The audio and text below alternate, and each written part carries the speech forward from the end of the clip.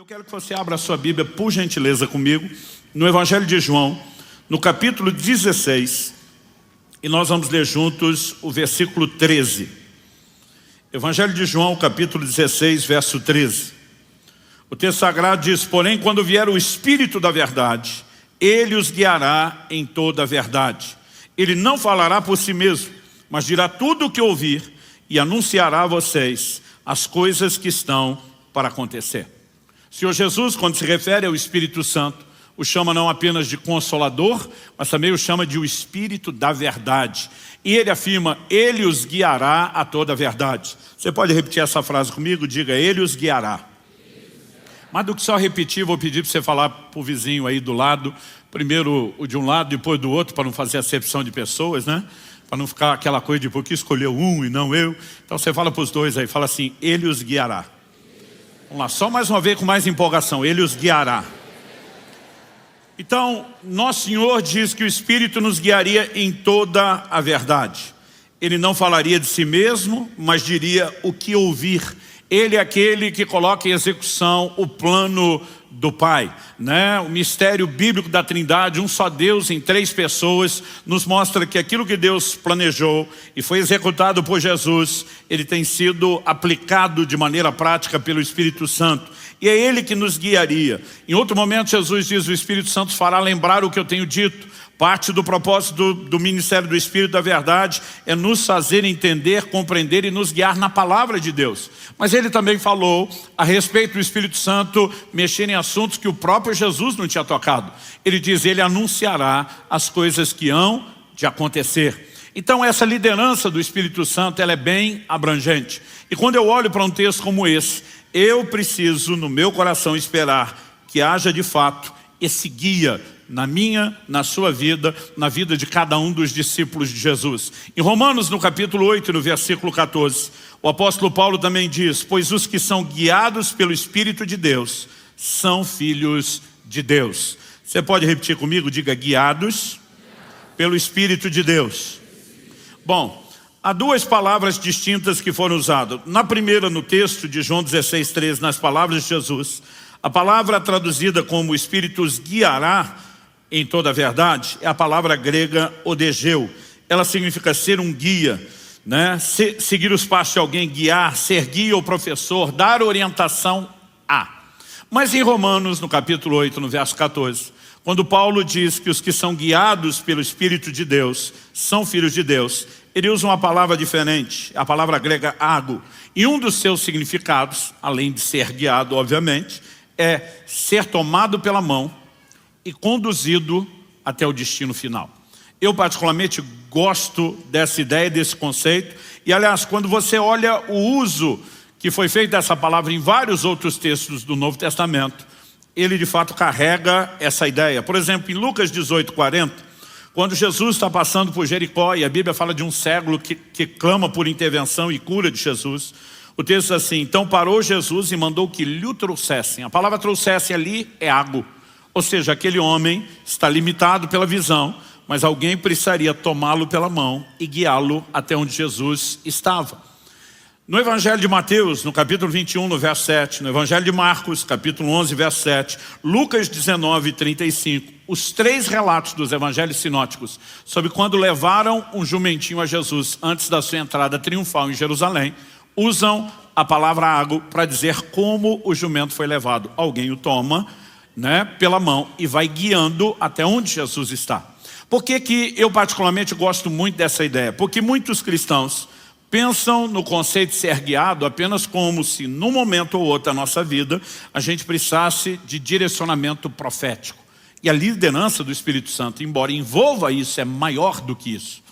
Eu me lembro quando garoto, e chegou o momento onde eu fui matriculado no que antigamente a gente chamava da primeira série, né? Era o início do ensino fundamental. Hoje isso é o equivalente ao que eles chamam do segundo ano.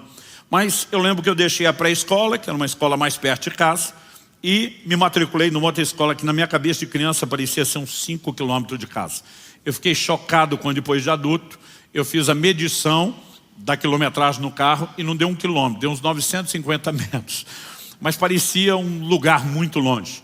E eu estava assustado não só com a distância, como criança ali aos 7 anos de idade, mas com o fato de ser um caminho novo, de serem outros colegas, eu estava apavorado. E no primeiro dia de aula, meu pai decidiu que queria me acompanhar justamente por ver o meu estado. Ele me pegou pela mão, dentro de casa, saiu comigo. Não apenas atravessou o portão, ele caminhou até a escola sem largar da minha mão. Não me largou no portão da escola, ele entrou, descobriu onde era a classe que eu estava matriculado, me largou na fila, me deu as instruções, eles vão cantar o hino nacional. Quando terminar, você segue aquela professora por aquela porta, e quando viu que eu estava bem tranquilo sobre tudo, ele largou minha mão.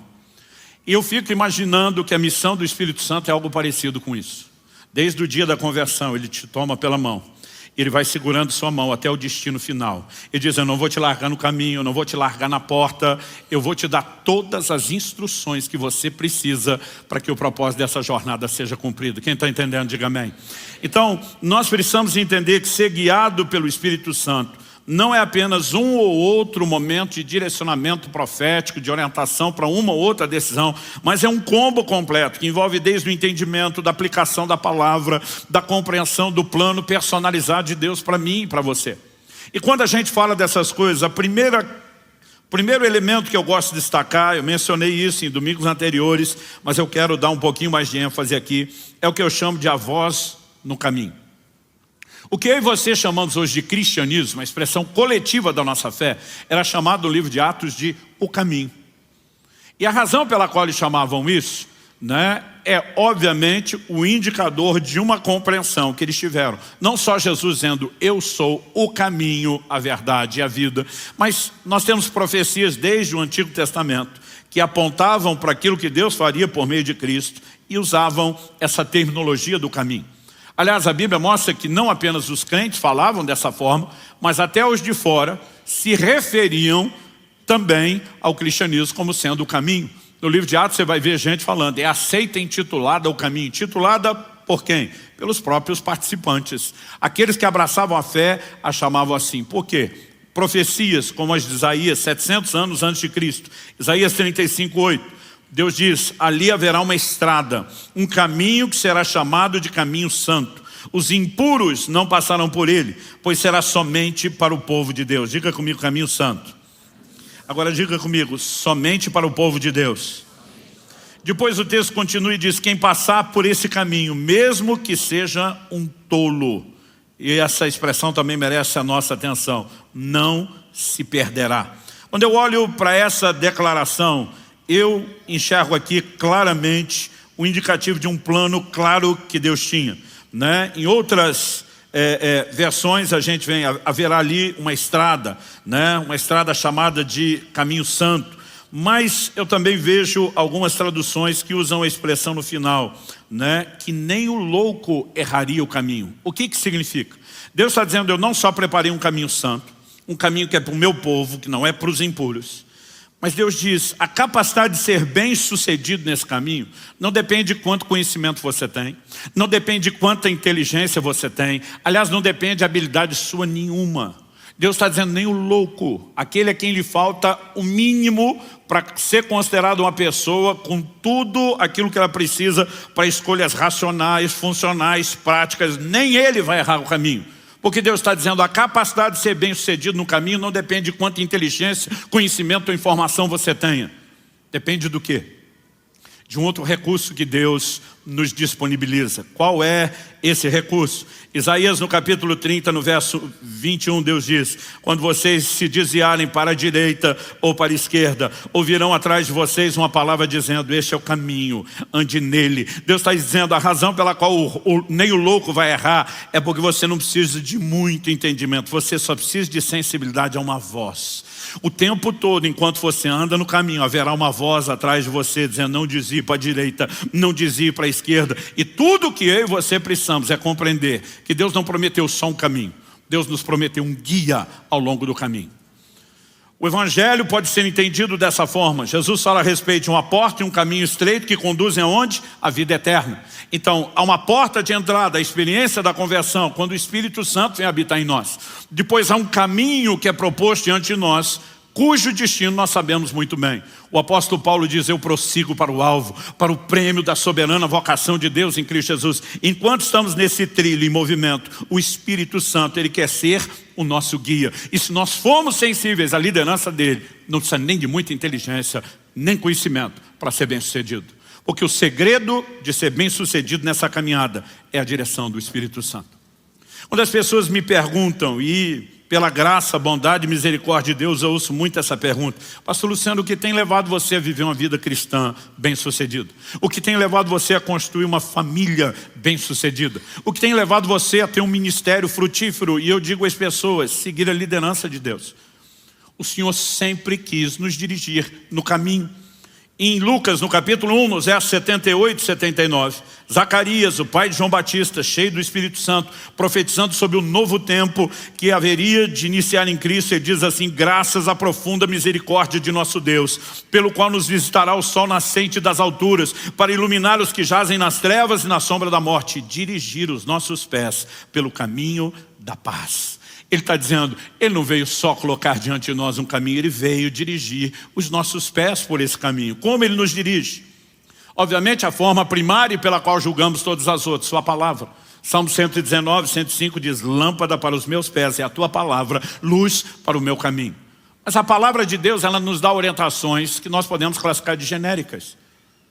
Ela não dá orientações personalizadas sobre todos os detalhes de tudo que eu e você vamos viver no dia a dia e nem em relação ao propósito. Então, por exemplo, se você pegar a ideia bíblica de evangelismo, ela é uma instrução coletiva. Ide por todo mundo, preguem o evangelho a toda criatura, façam discípulos de todas as nações. Agora, aonde eu como indivíduo devo estar no plano e no propósito de Deus, não é a Bíblia que informa. Aí eu e você precisamos de uma direção personalizada do Espírito Santo. Quando Paulo sai para a viagem missionária, há um momento, numa das próximas, não na primeira viagem, onde ele está determinado a entrar na Ásia. E eu não creio que Paulo estava errado, nem em termos de percepção estratégica sob a lente humana, nem em termos de entendimento do que é que Deus tinha para a sua vida, porque no futuro a Ásia viria a se tornar o maior palco do ministério de Paulo. Mas no momento que ele está determinado aí, a Bíblia diz, o Espírito de Jesus não permitiu. A Bíblia diz que eles tentam contornar a Bitínia, tipo, talvez a gente não vá lá no miolo, mas vamos por perto. E a Bíblia diz que novamente o Espírito do Senhor não permite. À noite Paulo tem uma visão. Nessa visão o jovem da Macedônia diz, passa a Macedônia e nos ajuda. Deus não estava dizendo, eu não quero que você vá para a Ásia. Deus não estava dizendo, eu não quero que eles não ouçam a palavra. No futuro esse se tornaria o principal foco do ministério de Paulo. Mas naquele momento, porque uma direção de Deus foi dada, e Paulo vem para o lado da Europa, onde o Evangelho entra. Dali ele se disseminaria para todo o Ocidente. E a razão pela qual eu e você hoje servimos a Cristo é porque ele foi obediente a essa direção do Espírito Santo. Então, aonde estaremos? Aonde temos a missão de cumprir o plano e o propósito de Deus? Você não vai achar versículos sobre isso. Esse plano personalizado é revelado pelo Espírito Santo. E eu e você precisamos entender como o Espírito nos guia. Nós temos falado nesses dias sobre isso. 1 de João 2,20 diz, mas vocês têm unção que vem do santo e todos têm conhecimento. Ele não está dizendo que o crente converteu, não tem que ler a Bíblia, não precisa de discipulado, não precisa ser ensinado na doutrina, mas ele está dizendo que potencialmente aquele que nos guia toda a verdade já está dentro de nós desde o início do relacionamento na conversão. No verso 27, 1 de João 2, ele diz, quanto a vocês, a unção que receberam dele permanece em vocês e não precisam que alguém os ensine, mas como a unção dele os ensina a respeito de todas as coisas. Você pode repetir comigo? De todas as coisas. Só mais uma vez com mais ânimo. De todas as coisas. O texto diz, e é verdadeiro e não é falso, permaneçam nele, como também ela ensinou a vocês. Então a vida cristã não diz respeito só ao que eu e você fazemos no culto ou naquele momento devocional. A maneira como conduzimos família é parte da vida cristã. A forma como eu e você nos dedicamos ao trabalho é parte da vida cristã. Todos os aspectos da nossa dinâmica de relacionamento, não só com crentes, mas como não crentes, dizem respeito à expressão da vida cristã. E o Espírito Santo quer nos liderar em tudo isso. Há algumas coisas que ele não precisa necessariamente falar. Então a Bíblia diz que o marido tem que amar sua esposa, a esposa deve submeter ao marido, os pais devem instruir os filhos no caminho do Senhor, não provocá-los a ira, mas os filhos devem aos pais não só submissão, mas honra, e tem coisas que já estão claras. Mas há detalhes de questões que nós vamos viver no dia a dia, que nós vamos precisar da orientação do Espírito Santo de uma forma bem personalizada. E há outros, quando mesmo que o caminho da palavra já esteja claro, e eu e você começamos a desviar para a direita ou para a esquerda, atrás de nós ele vai dizer, não é por aí não. E eu e você precisamos entender como se constitui de forma prática a liderança do Espírito Santo. Então, em segundo lugar, eu quero trabalhar aqui a ideia, uma pergunta: como Deus deseja guiar seus filhos? Eu quero que você me acompanhe numa declaração do Salmo 32, versos 8 e 9. Verso 8 diz, eu o instruirei e lhe ensinarei o caminho que você deve seguir, e sob as minhas vistas lhe darei conselho. Detalhe, provérbio, instruir, eu instruirei. Verbo ensinar, eu ensinarei.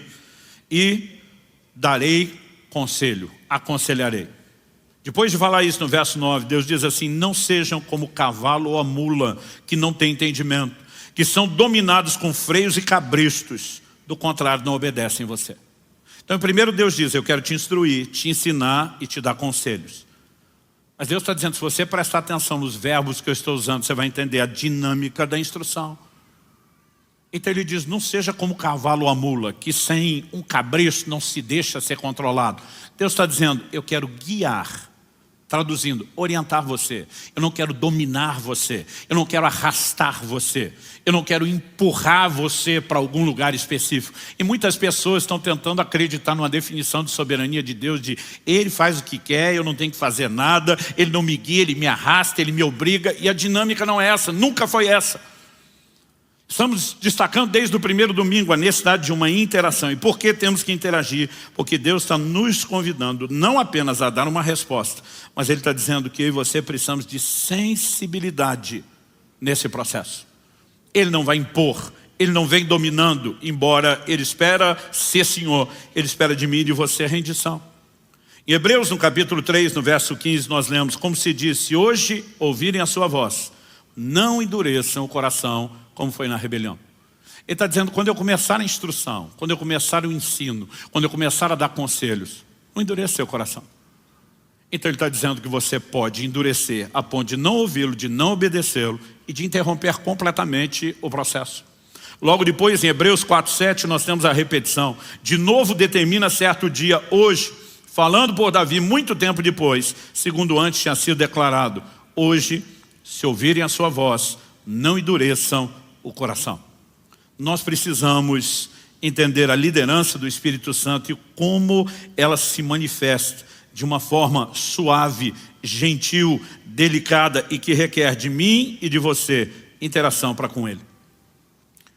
Essa ideia da liderança de Deus, para mim particularmente, tem sido uma revelação muito forte desde o início da minha caminhada com Deus. O convite que Kelly e eu fizemos no nosso casamento tinha um versículo. E o versículo era o Salmo 48:14. Este é Deus, o nosso Deus para todo sempre. Ele será nosso guia até a morte. Nós constituímos família com entendimento. Nós precisamos de um guia. E daqui um mês e pouquinho vamos completar 28 anos de casados. O que tem feito o nosso casamento funcionar, além da determinação de andar na palavra escrita, tem sido a liderança do Espírito Santo. Se eu e você entendemos que Ele deseja ser o nosso guia em todas as áreas, isso significa que se nos deixamos ser guiados por Ele em toda a verdade, dentro do seu propósito, nós vamos ter uma vida bem-sucedida em todas as áreas. Então, mesmo carregando a imperfeição que todo ser humano carrega, as diferenças que homem e mulher têm quando trazem para dentro de um relacionamento que vem desde das diferenças de personalidade, da escola e formação de cada um, do jeito diferente, homem e mulher ser. O Espírito Santo tem nos ajudado e muito nessa caminhada. Então, houve momentos onde não percebi, o quão duro eu fui com ela, e no momento de oração o Espírito Santo falava no meu coração, você não tratou ela como deveria. E às vezes eu falava para ela, o senhor vai ficar do lado dela? É isso?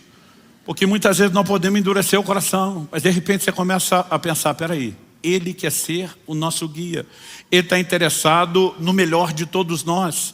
Quando as pessoas perguntam, pastor, como esse casamento funcionou? Como os filhos foram bem criados? A minha resposta é sempre, ele é o nosso guia. Além de decidirmos andar em obediência a tudo aquilo que ele falou na palavra, nós precisamos da liderança do Espírito Santo dia após dia, detalhe após detalhe.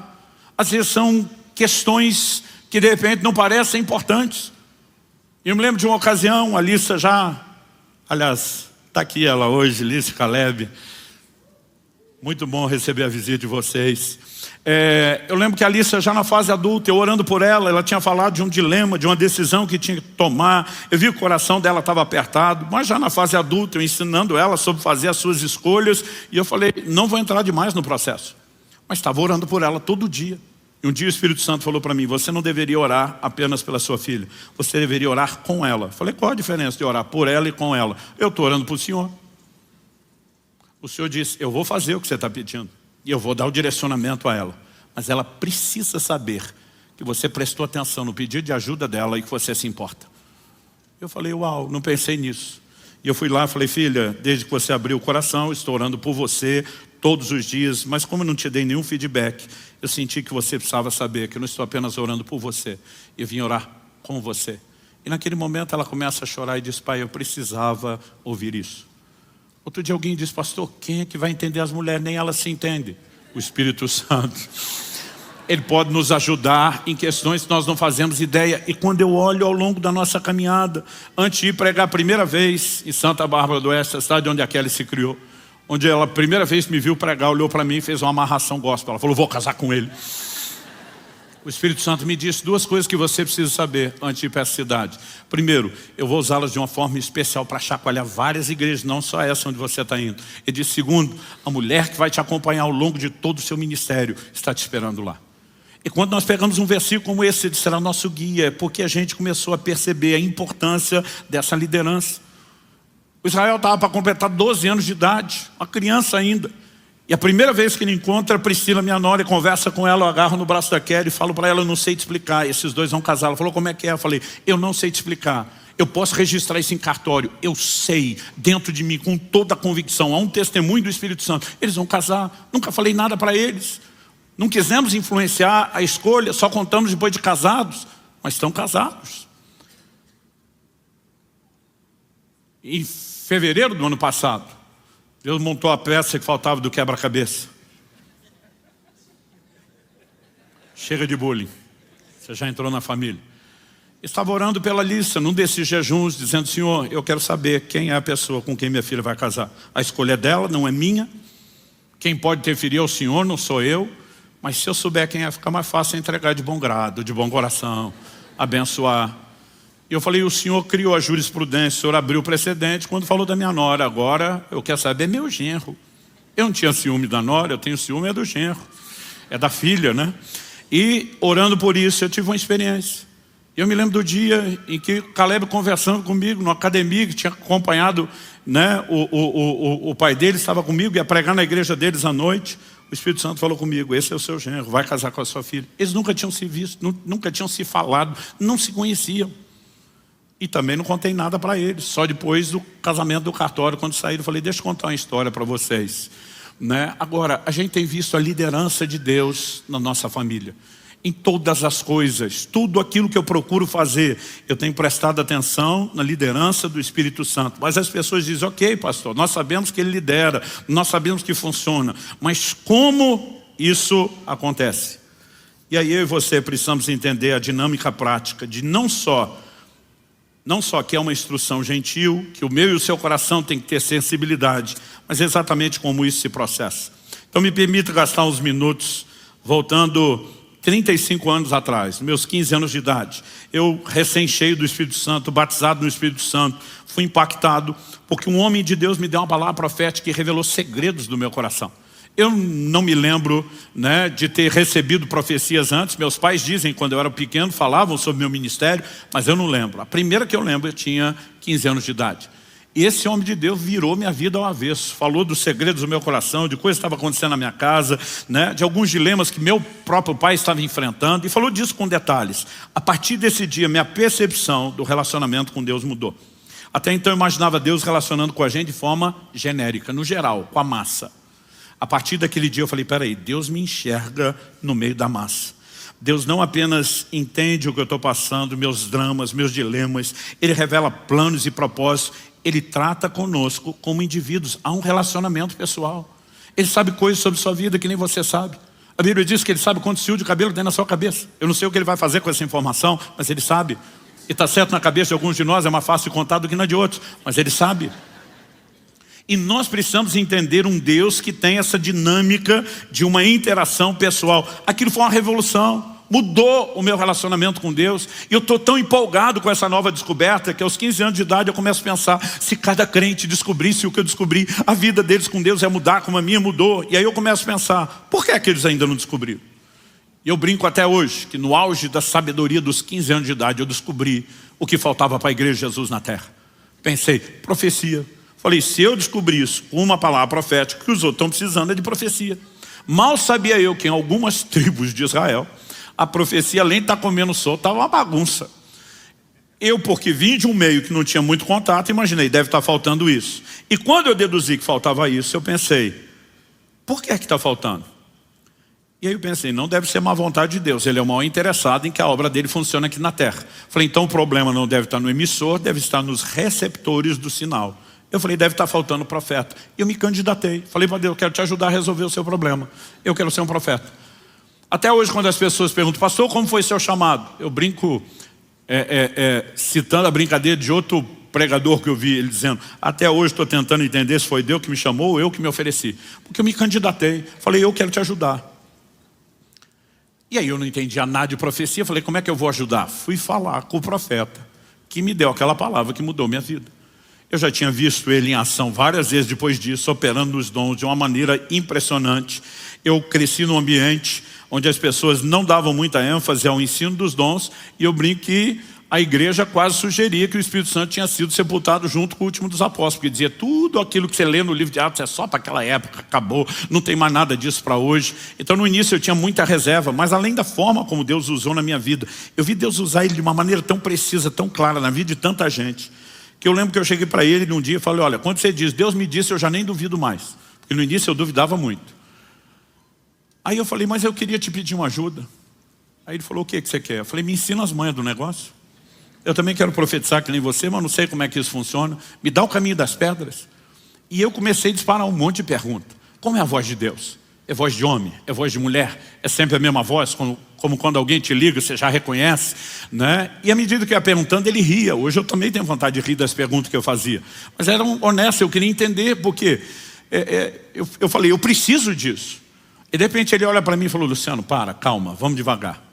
Ele falou, para começo de conversa, eu não ouço Deus com o meu ouvido. Eu falei, se você não ouve com o ouvido, você ouve com o quê, criatura? Ele falou, não, Deus fala comigo do lado de dentro. Eu falei, então você tem um ouvido do lado de dentro? Ele falou, não. Eu falei, se não tem ouvido, como é que ouve? Porque eu não sei você, quando alguém dizia, Deus me disse, imaginava alguém andando por aí ouvindo vozes. E ele falou, Luciano, vocês mistificam demais a maneira de Deus falar. Eu ainda acho que eu tinha um motivo para isso. O motivo era uma única experiência que eu tinha tido ao longo da minha vida. Com perto de 12 anos de idade, que foi mais ou menos quando eu me aposentei da carreira futebolística, né, que não durou muito, começou aos 11, terminou perto dos 12. Eu tinha um problema sério no joelho esquerdo, que de vez em quando me roubava a firmeza, né? Foi isso que me levou alguns anos atrás a fazer uma cirurgia. E eu lembro que assim, já era difícil a gente jogar bola na rua, porque eu brinco que riqueza de pobre é filho, né? E eu cresci num bairro, num ambiente que o que tinha de molecada era um negócio impressionante. Então assim, tinha seleção da rua, quer dizer, para compor o time da rua, na hora de disputar no bairro, rua contra rua, já tinha uma seleção, porque não cabia todo mundo. Eu lembro de uma vez que eu fui escalado para jogar na seleção do bairro, era o evento da minha vida. Eu acho que eu consegui até um quichute. É só os mais velhos vão entender isso. Os mais novos vão ter que procurar no Google para descobrir o que é.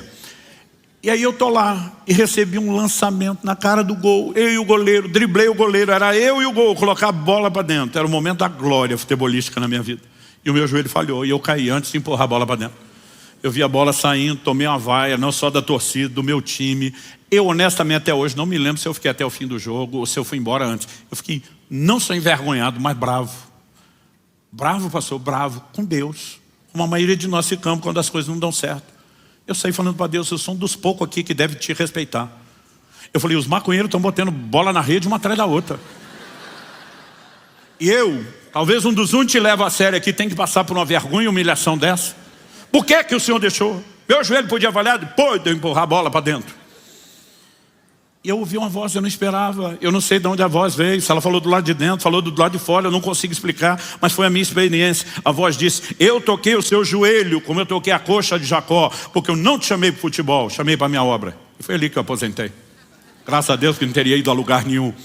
Mas aquilo marcou profundamente a minha vida e a consciência de um chamado. Então eu esperava, quando Deus fala deve ser parecido com isso. A gente vai ficar tipo Samuel, alguém falou, eu ouvi algo literal. Mas agora eu estou na frente desse pastor e ele está dizendo, eu não ouço com o ouvido. Eu estou dizendo, não ouve com o ouvido, ouve com o quê? Ele falou, não, Deus fala do lado de dentro. É por meio de uma impressão. Impressão para mim há 35 anos atrás era só coisa de gráfica. Eu falei, cara, não estou te entendendo. Ele falou, Luciano, desmistifica. Tenta imaginar uma coisa interior sem ruído, sem barulho. Eu falei, não consigo, é só um silêncio. Ele falou, não, um pensamento, um sentimento, não tem tanto ruído ou barulho. Falei, às vezes tem. Ele falou, ok, você entendeu o meu ponto. Mas algo interior simples. Eu falei, você está querendo dizer que a voz de Deus é parecida com o pensamento ou sentimento? Ele falou, mais ou menos. Eu falei, o que garante que não é você pensando ou sentindo se é tão parecido? Aí ele olha para mim e diz, aquela palavra que eu te dei era eu pensando ou sentindo? Eu falei, não, aquela foi boa pra caramba. Não tinha como você pensar ou sentir as coisas que você não sabia. Ele olha para mim e falou, deixa eu tentar te ajudar a entender como isso acontece do lado de dentro. E ele me fez uma pergunta e deu uma orientação que me ajudaria por resto da vida. E acredito que foi um dos conselhos mais importantes que eu recebi na minha vida. Ele disse, você tem certeza da sua salvação? Eu falei, tenho. Ele falou, se você saísse pela porta da igreja agora e uma jamanta carregada te atropelasse, fizesse picadinho de você, eu lembro que ele foi bem dramático. Você tem certeza que ia para o céu? Eu falei, na hora. Ele falou, como é que você tem certeza da sua salvação? Jesus alguma vez te apareceu para dizer, meu filho, eu mesmo te garanti com meu sangue, tu está do lado de dentro. Eu falei, não, nunca vi Jesus. Foi, mas talvez um anjo te apareceu, uma cópia autenticada do livro da vida, dizendo número de protocolo tal, apresenta lá na entrada, né? Vai dar tudo certo. Falei, também não. Ele falou, você nunca viu Jesus nem anjo? Não. Mas pelo menos viu o céu para onde você vai? Falei, também nunca vi o céu. Ele falou, você nunca viu nada? Falei, nada. Mas pelo menos ouviu uma voz de trombeta anunciando o seu nome, que você está rolado no céu? Falei, também não. Ele falou, então você nunca viu nem ouviu nada? Falei, não. Ele falou, como é que você sabe que é salvo? E a resposta que eu dou até hoje. Eu sei, porque sei, porque sei. Se fosse hoje, talvez teria dito como é que eu sei, não sei, só sei que eu sei, porque eu sabia que eu sabia que eu sabia, eu só não sabia como é que eu sabia, mas que eu sabia. Era muito sabimento, sabeção. Eu sabia com tudo que alguém pode saber, que eu era salvo. Mas ninguém me disse como é que eu sabia. Então nesse dia ele falou, eu vou te explicar qual é a fonte da sua sapiência. Só para mostrar que eu aprendi a palavra certa, que não tem sabeção nem sabimento. Ele falou, Romanos capítulo 8, verso 16, e aqui eu vou ler na NVI, que diz assim, o Espírito testemunha com o nosso Espírito que nós somos filhos de Deus. Outras traduções dizem, testifica, sinônimo de testemunhar. Outras dizem, confirma com o nosso Espírito que nós somos filhos de Deus. Ele falou, de acordo com a Bíblia, você sabe que é porque há um testemunho, há uma confirmação dentro de você, lá no seu Espírito. Eu falei, é por isso que eu sei muito. Ele disse, é. Eu falei, agora eu sei. Como é que eu sei? Ele disse, pois é, se num assunto tão importante como esse, que é a sua certeza de salvação, ele decidiu falar, não necessariamente por meio de uma visão espetacular ou de uma voz audível. O que te faz pensar que o Espírito Santo não possa, com a mesma simplicidade, falar a respeito de outras coisas? E naquele dia ele me disse, você precisa aprender a prestar atenção no seu coração. Qual o lugar que Deus fala? Nós lemos o texto, se hoje ouvides a sua voz, não endureça o coração, porque é lá que ele fala. Lá é o lugar da resposta. Então ele falou, Luciano, muitas vezes, principalmente no início da caminhada, enquanto isso não está claro, você não desenvolveu de forma prática a percepção do que é o testemunho interior, pode ser um pouco mais difícil, é por isso que é importante muitas vezes você checar, conferir aquilo que você tem. Mas eu descobri depois que Provérbios 20, 27 diz, o espírito do homem é a lâmpada do Senhor, a qual examina o mais profundo do seu ser. A Bíblia nos mostra que esse é o lugar onde ele vai trazer a direção. Quando você pega o paralelo, o ser humano hoje é o santuário de Deus. Mas no Antigo Testamento Deus teve outras casas físicas. Nelas Deus sempre estabeleceu que elas seriam subdivididas em 3 partes. Então você pega o tabernáculo de Moisés, tinha o átrio exterior e a tenda da revelação. Pastor, são só 2. Não, a tenda era subdividida em 2 ambientes, porque havia um véu que separava o santo lugar do santo dos santos. O mesmo padrão se repete no templo de Salomão. O mesmo padrão se repetiria na restauração do templo de Salomão, reformado por Herodes, dos dias de Jesus. Deus conserva essa ideia. Quando 1 Tessalonicenses 5 escreve falando sobre nós, que hoje somos o templo do Espírito, ela diz: e o vosso espírito, e alma, e corpo sejam conservados irrepreensíveis até a vinda do Senhor. O santuário de Deus continua tendo 3 partes. Mas um olhar superficial na tenda anterior diria: não, tem a parte descoberta, o átrio, e a parte coberta, a tenda da revelação. Um olhar superficial pode dizer homem exterior e interior, que é uma divisão que a Bíblia faz. Mas quando você olha para o homem interior, Hebreus 4:12 diz que a palavra de Deus é como uma espada que penetra a ponto de dividir alma e espírito, juntas e medulas. Se juntas e medulas não são a mesma coisa, embora estejam juntas e possam ser separadas, presume-se pela mesma lógica, espírito e alma não é a mesma coisa, embora estão juntos, mas podem ser separados. Isso significa o quê? Qual é o lugar onde Deus falava aqui, na tipologia que Ele está construindo antes de revelar a casa que seríamos nós, o Santo dos Santos? Êxodo capítulo 25, verso 22, Deus fala sobre onde estaria a arca, o propiciatório, que era a tampa da arca, no Santo dos Santos. E Deus diz: ali virei a ti e falarei contigo. Assim também, quando você olha o paralelo, há um lugar onde Deus manifesta sua voz, traz direção, é no espírito do homem. Quem está entendendo, diga amém.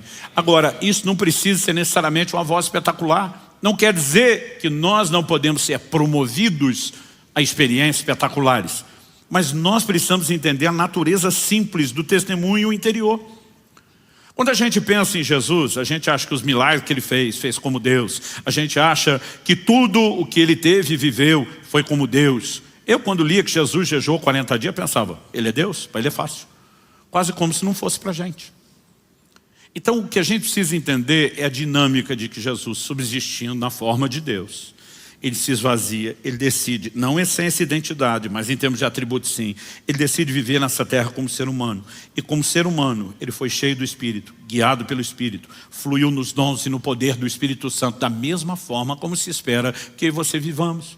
E a Bíblia diz que o Espírito Santo guiou ao deserto. Ele está vivendo a liderança do Espírito. Olha o que diz Marcos capítulo 2, de 6 a 8. Trouxeram um paralítico, colocaram diante de Jesus. Jesus diz: perdoados são os seus pecados. Olha a sequência. Alguns escribas estavam sentados ali e pensavam em seu coração: como ele se atreve a falar assim? Isso é blasfêmia. Quem pode perdoar pecados a não ser um que é Deus? A Bíblia diz: e Jesus, percebendo imediatamente em seu espírito que eles assim pensavam, disse-lhes: por que vocês estão pensando essas coisas em seu coração? Percebendo imediatamente em seu espírito.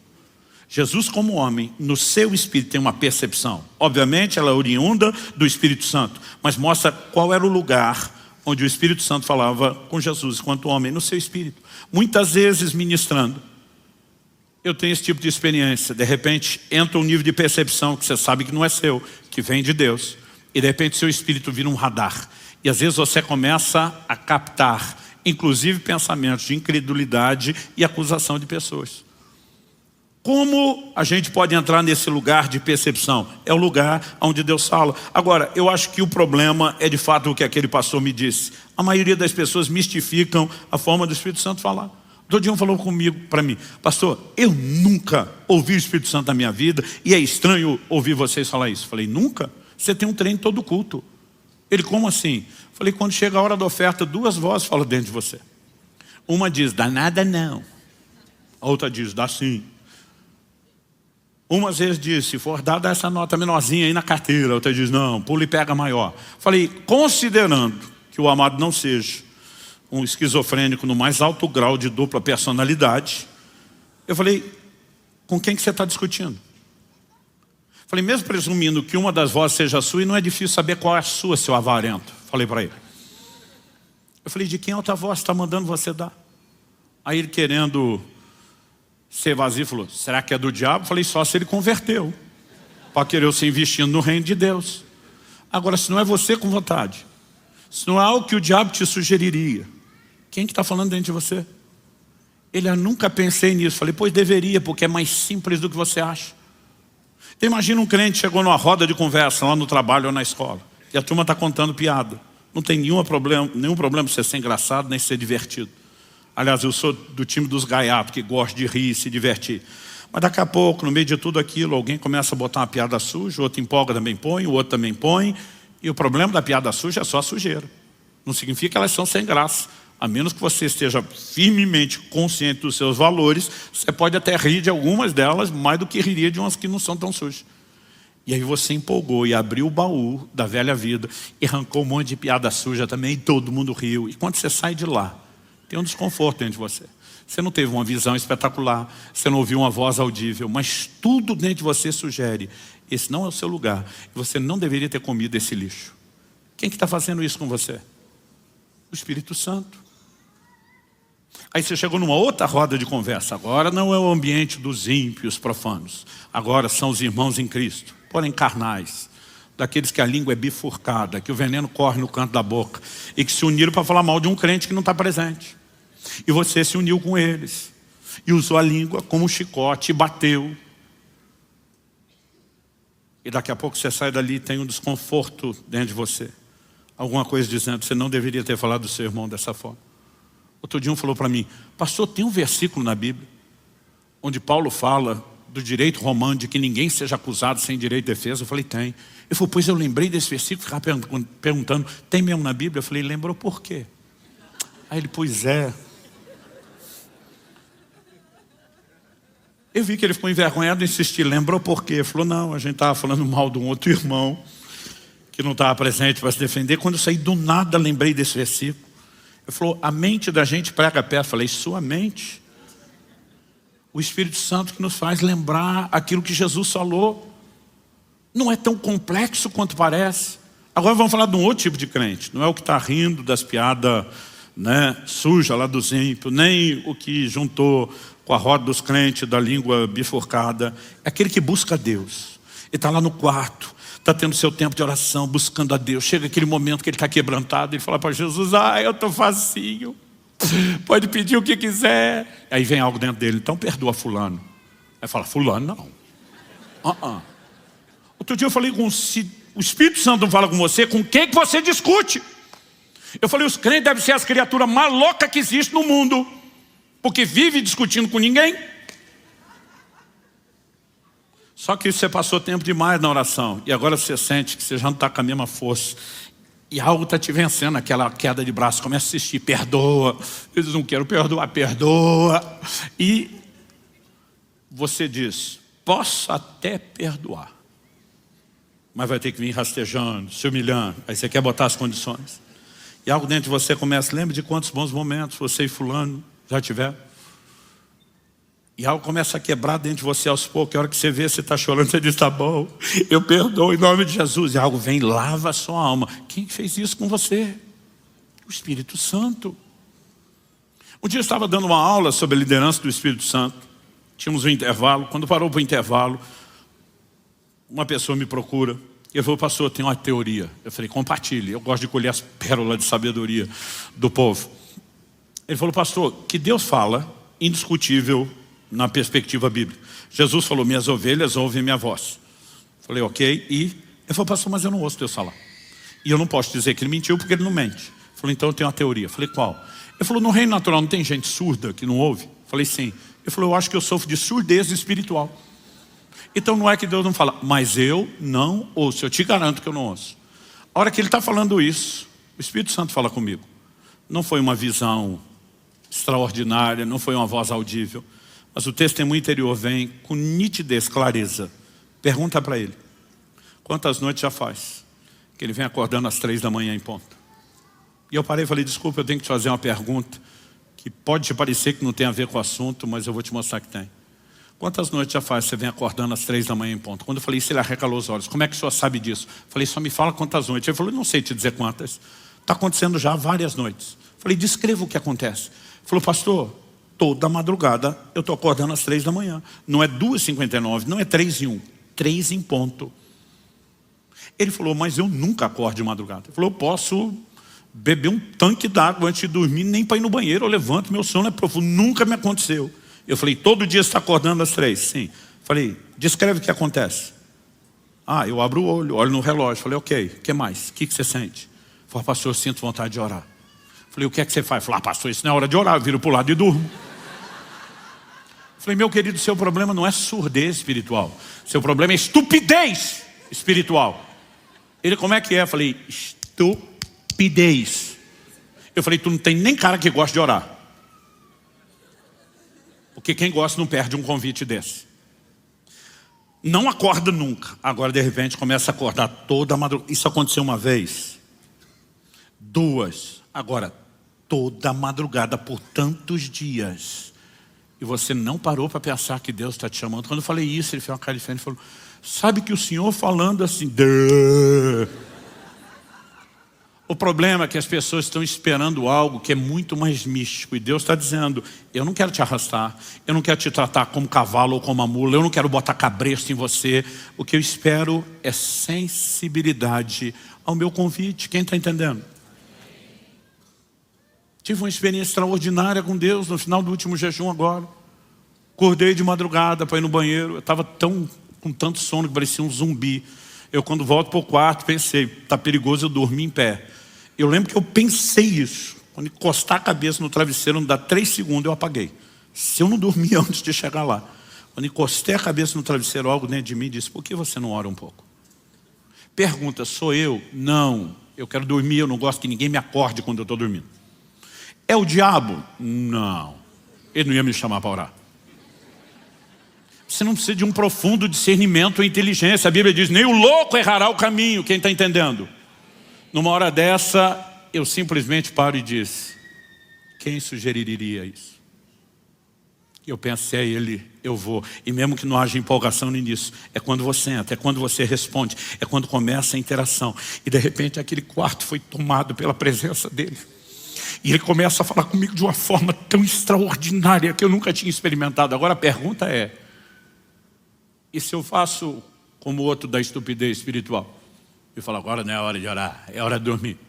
Simplesmente a experiência foi abortada. Quem está entendendo?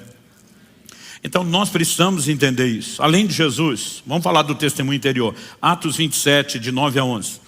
A Bíblia diz assim, depois de muito tempo, tendo se tornado a navegação perigosa e já passado o tempo do dia do jejum, Paulo os aconselhou dizendo, senhores, vejo que, apesar do verbo ver, esse vejo que aqui é um antevejo, percebo, concluo, ou como o crente gosta de ser, estou sentindo, que a viagem vai ser trabalhosa, com dano e muito prejuízo, não só da carga e do navio, mas também da nossa vida.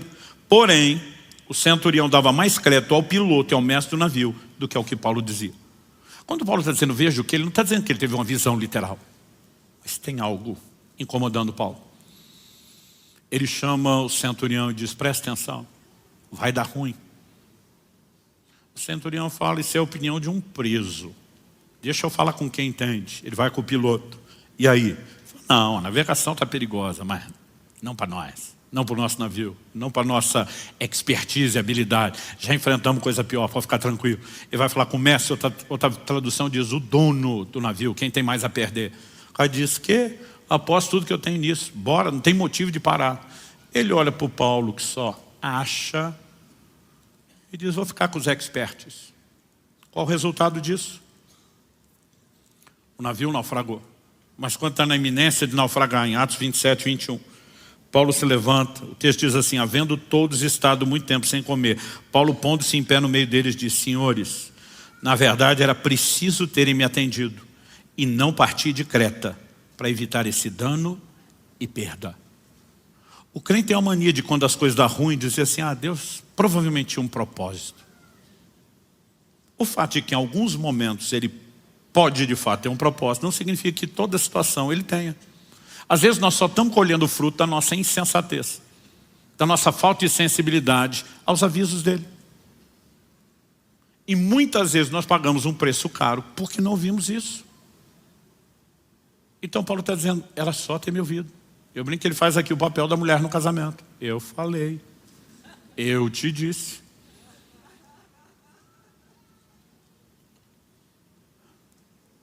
Ao que eu vou falar daqui a pouco, à medida que nós prestamos atenção nesse testemunho simples do Espírito Santo, do dia a dia, cuidado com a forma como você falou, a forma como você olhou, a forma como você pensou.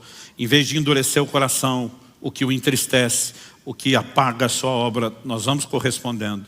É inevitável que a gente seja promovido a experiências maiores. Além do fato de que você vai desenvolvendo sensibilidade e percepção. Então um dia eu estava fazendo uma viagem de Curitiba para São Paulo, já morávamos aqui, mas acredito que isso deve fazer em torno de uns 15 anos atrás. A igreja tinha começado. E eu lembro que por conta da correria eu só consegui sair no final da tarde. Estava com a família, a Kelly, as crianças. Eu falei para a Kelly, amor, eu estou muito cansado. Ela falou, você quer que eu dirija? Eu falei, não, você também está cansado. Mas para deixar esse negócio seguro, a estrada não era duplicada como a 116 é hoje. Eu falei, principalmente nessa parte de serra, eu vou ter a paciência de andar atrás de um caminhão. Esses caminhoneiros conhecem tudo, buraco, radar, né? Então, falei, eu vou ficar uma distância de segurança, mas eu vou seguir esse camarada aqui sem me preocupar com nada, não vai requerer de mim muita atenção e eu vou aliviar um pouco o negócio. Só que vai diminuir o ritmo da nossa viagem. Ela, tudo bem, nós estamos andando atrás do caminhão, já faz não sei quanto tempo. De repente vem algo no meu espírito, não foi uma visão espetacular, nem uma voz audível. Sai de trás desse caminhão. A nossa primeira reação é, tipo assim, o que é isso? É um pensamento? É uma ideia? Porque a natureza do testemunho interior é simples. Mas eu prestei atenção naquilo e estou tentando entender. Eu ouvi isso mesmo? E aí aquilo repete. Só que a segunda vez veio com força, veio contundente. Saia de trás desse caminhão agora. Eu só olhei os retrovisores, chequei que não vinha ninguém atrás, fui freando, pegando distância do caminhão. Liguei a seta e troquei de faixa. Foi o tempo de eu trocar de faixa. O caminhão freia, mas freia assim de arrastar as rodas. Ele freou tão brusco que se eu tivesse atrás eu tinha batido nele. Mas não só batido. Como ele freou muito brusco, apesar de eu ainda estar freando na outra faixa, ele freou mais do que eu acabei ultrapassando ele. Antes de ultrapassar, deu tempo de eu ver por que ele freou. Eu vi o corpo de uma pessoa saindo debaixo do caminhão. Um ciclista tinha acabado de ser atropelado. Como o eixo e o rodar do caminhão era alto, não tocou o corpo. Mas se eu estivesse atrás, quem tinha atropelado era eu. Aí se você não ouve aquilo e acontece, você vai dizer que Deus tinha um propósito. Nós temos colhido muita tragédia desnecessária, casamentos dissolvidos, filhos que têm ruptura no relacionamento, problemas financeiros, problemas de toda ordem, porque não aprendemos a viver a liderança do Espírito Santo. E muitas dessas coisas podem ser evitadas. Quem está entendendo, diga amém. Então, a gente leu lá atrás o Salmo 32, 8 e 9, que eu vou repetir. Ele diz o seguinte, quando eu falei sobre Deus nos guiar com uma instrução gentil e não no controle do cabresto, Salmo 32, 8 e 9 diz, eu instruirei, lhe ensinarei o caminho que você deve seguir, sob as minhas vistas lhe darei conselho. Na sequência ele diz, não sejam como o cavalo ou a mula que não tem entendimento, que são dominados com freios e cabrestos, do contrário não obedecem você. Agora olha o versículo seguinte, o 10. Muitos são os sofrimentos do ímpio, mas o que confia no Senhor, a misericórdia o secará. Deus não está dizendo com isso, que está olhando para o ímpio e dizer, vou me vingar de tu, mas você confiou em mim, eu vou te beneficiar. Deus está dizendo, eu quero instruir. Você é ímpio que não me ouve, infelizmente vai pagar o preço de não ouvir a instrução. Não vai escapar de coisas que se me ouvisse, poderia escapar. Mas ele diz, você que decidiu me ouvir, a misericórdia vai cercar você, de maneira que você não viva os danos que o ímpio está experimentando, o tipo de sofrimento. Então Deus não está simplesmente dizendo, eu amo mais esse do que aquele. Ele está dizendo, o que eu ofereci, esse desprezou, você pode ser beneficiado. O problema é que muitas vezes a gente está do lado do justo, com um comportamento de ímpio, um coração duro. E se eu e você entendemos a simplicidade do testemunho interior e começamos a prestar atenção nisso, eu lembro naquela primeira orientação que eu tive aos 15 anos de idade, eu consegui relacionar a instrução do testemunho interior com algo que eu ouvi em casa do meu pai. Meu pai falava muito, tenho paz para isso, não sinto paz. Um dia eu falei, o que é esse trem de ter paz ou não ter paz? Ele falou, Colossenses 3,15, seja a paz de Deus, o árbitro, o juiz no seu coração. Tem um juiz ali para te ajudar a tomar decisões. E esse juiz pode manifestar o pronunciamento dele por ter paz, por você experimentar paz ou não experimentar paz. Meu pai dava um outro exemplo para isso, dizia, Eu sinto um sinal vermelho. Ele estava usando a alegoria do farol. Não é hora de avançar. Eu sinto um sinal verde. É hora de seguir. E eu comecei a entender essas coisas que ele falava com aquelas outras que me foram ensinadas. E até hoje. Há momentos onde eu tomo decisões importantes, simplesmente pelo fato de ter ou não ter paz. Principalmente momentos onde a sua mente quer te convencer de algo diferente. Você começa a perceber o como é importante prestar atenção nisso. Hoje eu olho para trás. São 35 anos de vida no Espírito. E uma das coisas que eu mais agradeço a Deus, alguém me ensinou a respeito da liderança do Espírito Santo. É lógico que quanto mais eu e você prestamos atenção, praticamos, nos exercitamos, vai ficando mais fácil. Há momentos onde você fica assim, é Deus ou não é Deus? E às vezes eu falo para Deus, eu não duvido do Senhor, duvido de mim, da minha capacidade de te ouvir. Se eu tiver certeza que é o Senhor, eu vou que nem um louco. Mas tem coisas que não faz o menor sentido você achar que é da sua cabeça e não testar. Então um dia eu entro no escritório de casa para pegar um papel, um documento. A hora que eu estou entrando, me vem um impulso dentro de mim. Liga para fulano. Nós os homens não temos o mesmo poder de socialização das mulheres. Nós somos limitados. Primeira coisa que um homem pensa nessa hora. Ligar para quê? Você não liga, mas ei, aí, tudo bem? Se tem alguma coisa para resolver? Tem algo para tratar? Tem algo para ser pontual? Né? Aí eu penso, ligar para quê? Mas ao mesmo tempo, por que essa coisa dentro de mim liga para o fulano? Eu pensei, só tem um jeito de descobrir. Passei a mão no telefone, liguei para o fulano. Fulano atende. Quando atende, do outro lado, a expressão dele. Que surpresa você me ligando. E eu digo, pois eu estou tão surpreso quanto tu, que eu não sei nem o que falar, não sei por que eu estou ligando. Só que na hora que eu digo isso, e ainda não sei o que falar, aquele testemunho interior vem de novo. Pergunta para ele se ele acabou de fazer uma oração pedindo por uma provisão de 3 mil reais. Aí eu falei, por acaso antes de eu ligar você tinha feito uma oração a Deus, pedindo uma provisão específica de 3 mil reais? Primeiro silêncio. Depois de um bom tempo de silêncio, uma voz emocionada disse, eu tinha acabado de orar quando o telefone tocou. Pensei, Deus me usou para ligar e dizer que ouviu a mensagem. Aí o testemunho interior vem, pega a conta dele e transfere. Primeira coisa que eu penso, pediu para tu, não para mim, o que é que eu tenho a ver com isso? Sério? Falar para você que eu não fiquei confuso? Mas eu penso, eu não tinha como saber essas coisas, não tinha como dar tão certo, tem que ser ele. Falei, me passa seus dados bancários que eu vou transferir. Ele do outro lado pergunta, o que é que você tem a ver com isso? Falei, estava pensando a mesma coisa aqui. Aí eu falei, agora me responde uma coisa, eu tinha como saber o que é que você orou aqui em outro estado? Não. Eu tinha como saber a hora que você orou para te ligar logo depois? Não. Eu tinha como saber o valor? Ele falou, não. Falei, a mesma fonte de informação me mandou pedir seus dados, você quer se rebelar contra ela? Ele falou, anota aí. Um dia eu estou contando isso engraçadinho. Liga para mim também. Aí deixou a bola quicando. Falei, vai orar como ele. E você precisamos entender. Há momentos que eu só tenho um jeito de descobrir. É o testemunho interior ou não? Vamos checar, vamos conferir. Mas eu acho insano as pessoas dizerem, não, não vou conferir porque pode não ser. Mas e se for? Não é melhor você trocar de faixa e não acontecer nada e descobrir depois do que não era, do que ficar esperando para ver se vai ter um problema? Mas muitas vezes, porque nós vamos ignorando essas orientações, essa chama do relacionamento, em vez de crescer, ela apaga. Porque alguém que não é ouvido o tempo todo se entristece e se afasta. Quem está entendendo? Agora, quanto mais eu e você ouvimos, há uma tendência que a gente progrida. Então me deixe terminar com uma história que eu oro a Deus que provoque sua fé e o seu coração. Ao longo dos anos, eu tenho entendido a importância de corresponder com a liderança do Espírito Santo. E também posso contar histórias de quando não prestei atenção no testemunho interior e me arrependi amargamente, histórias minhas e de outros. Mas uma das experiências mais espetaculares que eu tive na minha vida com a liderança do Espírito Santo foi em setembro de 2000. Perdi uma carteira, tinha que fazer uma viagem, não achei a carteira em lugar nenhum, revirei em casa, que ele me ajudou, fui na igreja, porque eu lembrava de ter ido o dia anterior, que era o domingo, na igreja com a carteira, procurar nada.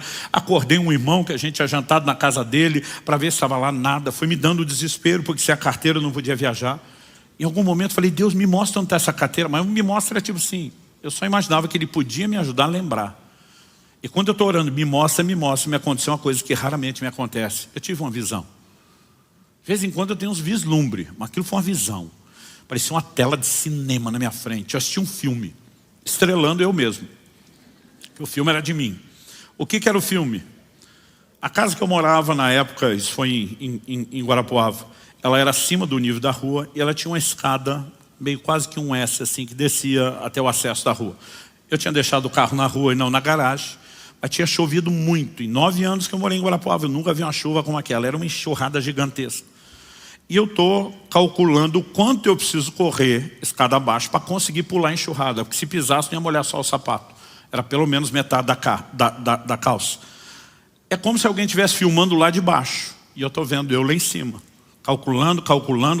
E eu consigo ver exatamente como eu estava vestido. Era uma noite muito fria, eu estava com sobretudo. E no bolso do lado do sobretudo, foi como se desse um zoom na filmagem. Eu vi o carteirão. Digo carteirão porque eu usava uma capanga de couro. Na época do finado talão de cheque. A gente conseguia botar aquilo aberto dentro da carteira enorme. E aquilo estava lá. E eu percebi o que aconteceu. Na hora que eu desci correndo e pulei a enxurrada, o movimento que eu fiz com a perna direita de dar o pulo, bateu do lado de dentro, sobretudo, e ejetou a carteira para o lado de fora.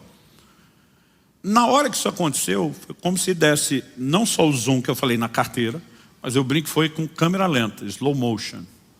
Eu vi aquele carteirão saindo do bolso. Isso é só para quem assistia vídeo cassete, gente. Quando botava na câmera lenta, segurava o som junto. Todas as lembranças minhas de câmera lenta tem um som. Então desculpa, eu faço questão que você ouça.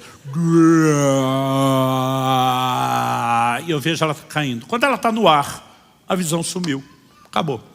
Eu pensei, caiu na calçada da frente de casa. Corri para lá, procuro, nada. Pensei, algum vizinho achou, jogou para lá de dentro. Nada no quintal, nada na caixa de correio.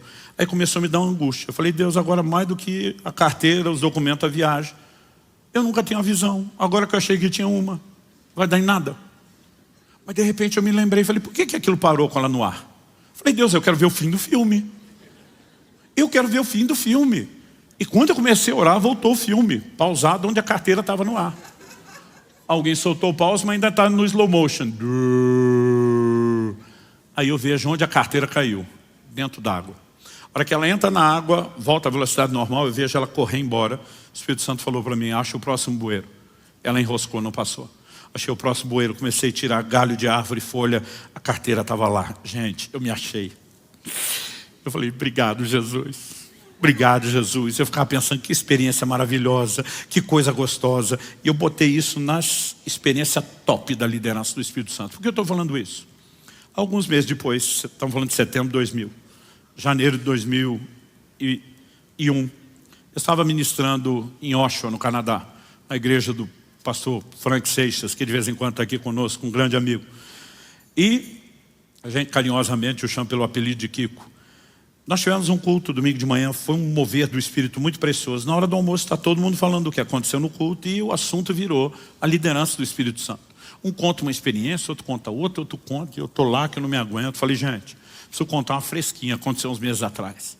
Mas contei assim, empolgado, e todo mundo, uau! E aquele uau foi, essa ganhou. E eu estou feliz, falei, estou liderando o campeonato. Aí o Kiko diz assim, foi boa. Mas já falou de um jeito que você já pressente aquele mais. Falei, mais o quê? Vai dizer que tu tem a melhor. Ele falou, julgue você, eu só fui a testemunho. Ele olha para mim e pergunta, você conheceu o pastor fulano de tal? Já está com o senhor. Mas foi desses da vanguarda do avivamento brasileiro. Falei, conheci o velhinho, encontrei muito ele por aí. Ele falou, ele que levou nossa família a experimentar o mover do Espírito Santo, a entender o que era o avivamento. Ele falou, cara, eu já estava há anos aqui no Canadá, encontrei ele no Brasil.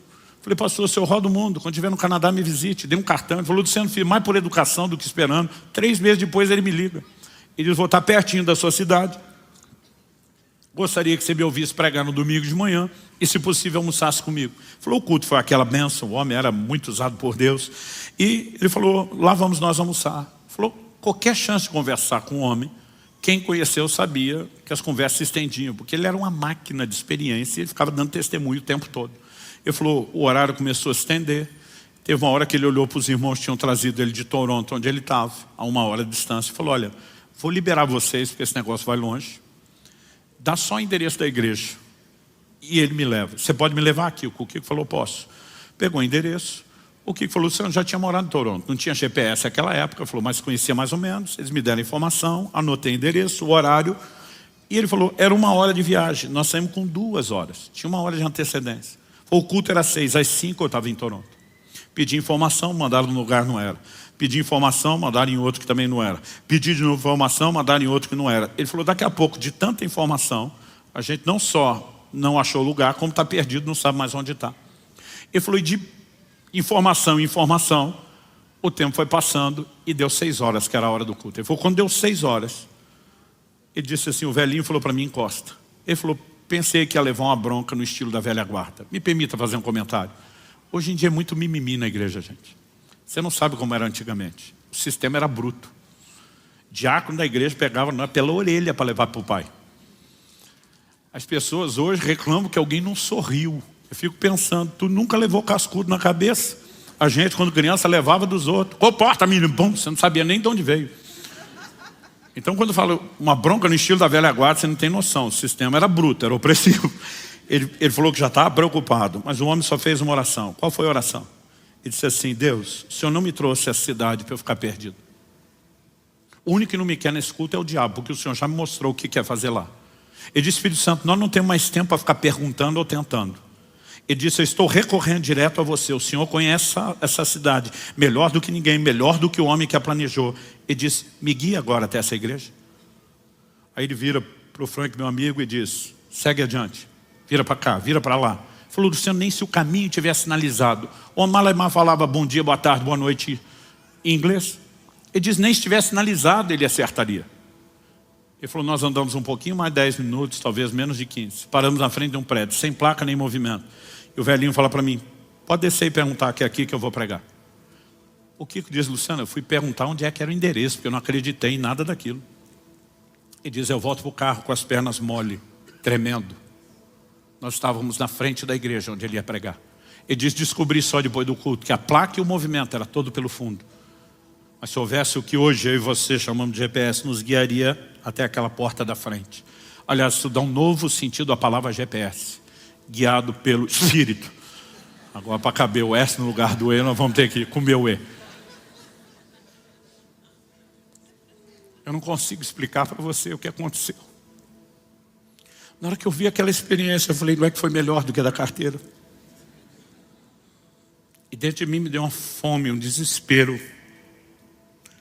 E a minha oração ao longo desses dias, em especial dessa semana, é que Deus faça alguma coisa parecida com cada um de vocês.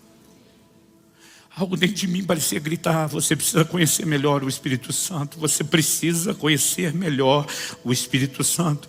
E eu não aguentei ficar naquela mesa, eu pedi licença, eu saí, eu corri para o quarto da casa que eu estava hospedado. E eu lembro de cair de joelhos. Eu não falava, eu gritava, era um desespero dentro de mim, uma vontade de arrancar os cabelos. Tem coisa que você se arrepende, o tempo vai resolver esse problema, você não precisa adiantar. Mas ali chorando eu dizia, Espírito Santo, eu preciso te conhecer. Eu falei, aquela foi bem melhor que a da carteira. Outro dia alguém falou, pastor, o senhor está competindo com os outros? Eu falei, com os outros não, com a minha própria mediocridade sim. Cada vez que eu vejo que alguém entrou mais no rio de Deus, eu digo, isso é um sinal de que tem mais para cada um de nós. E eu comecei a dizer para Deus, eu quero isso. Enquanto eu orava, chorava, eu ouvi uma voz. Eu não sei se ela falou do lado de dentro, eu não sei se ela falou do lado de fora, mas ela foi nítida. A voz citava um pedaço de um versículo, uma palavra proferida por Jesus, e fazia uma aplicação lógica da continuidade. A voz dizia assim, quem é fiel no pouco, Mateus 25, 23.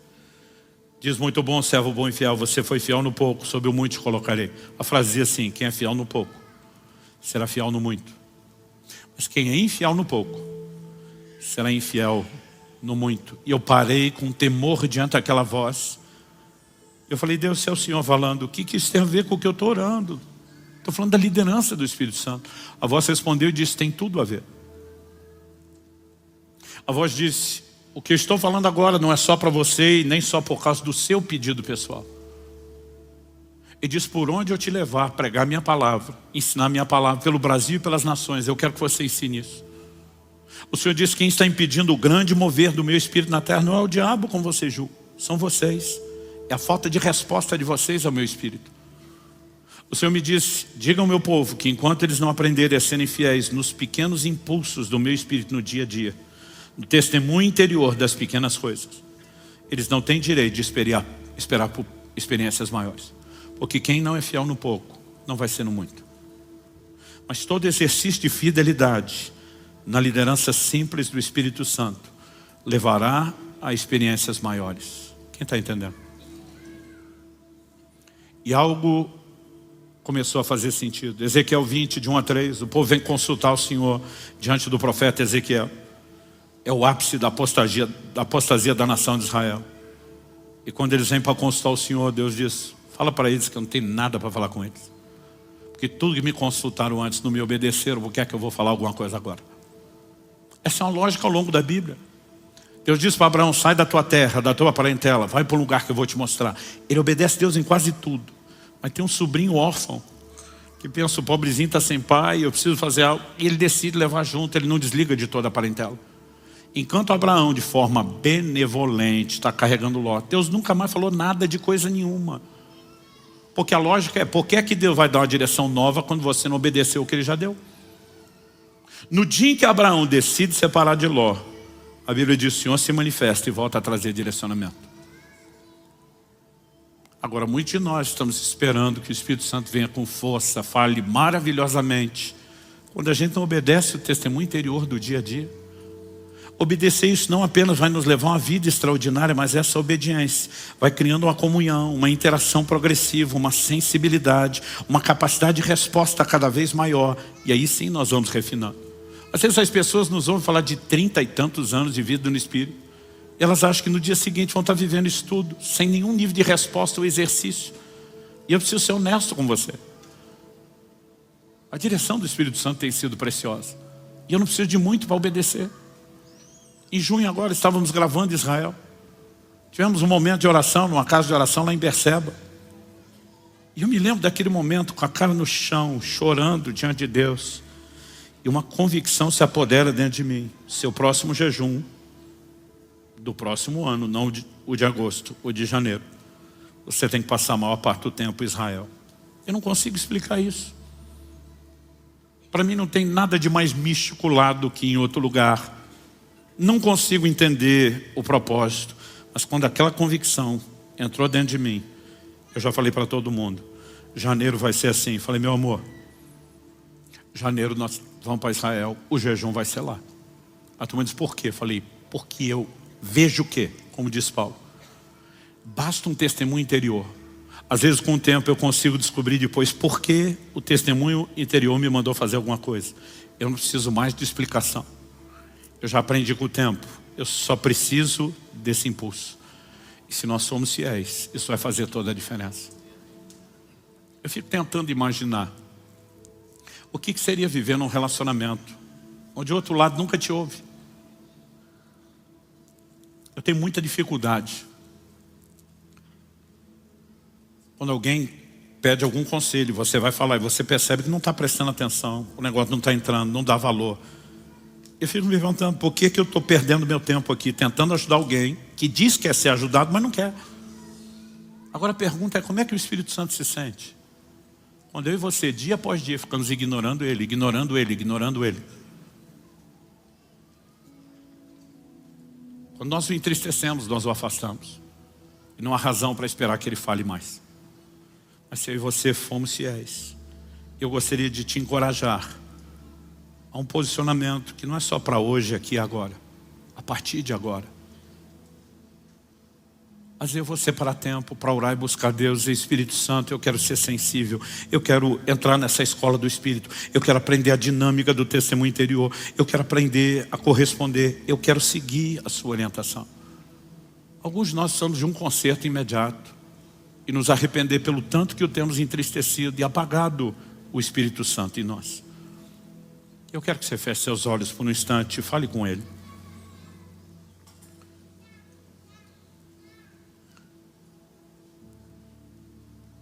Meu Deus, foram 4 semanas procurando trazer fundamentação bíblica, testemunhos, orientação prática.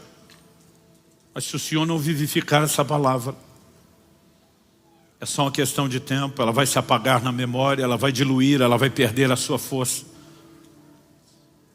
E nós oramos que isso não aconteça, Senhor. Que cada um de nós possa perceber quão sério, quão rica é a sua instrução, quão sério é o seu conselho. E nós oramos que haja uma capacidade de resposta. Eu oro por despertamento espiritual. Da mesma forma como aquela fome inexplicável, aquele desespero, em janeiro de 2001, entrou no meu coração, ali na cidade de Oshawa, no Canadá.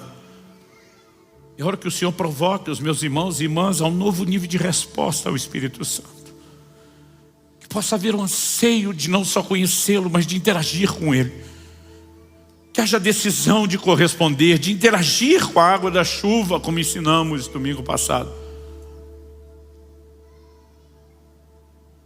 E que o Senhor encontre em nós uma correspondência que nos leve a uma experiência crescente. Nós clamamos em nome de Jesus. Em nome de Jesus.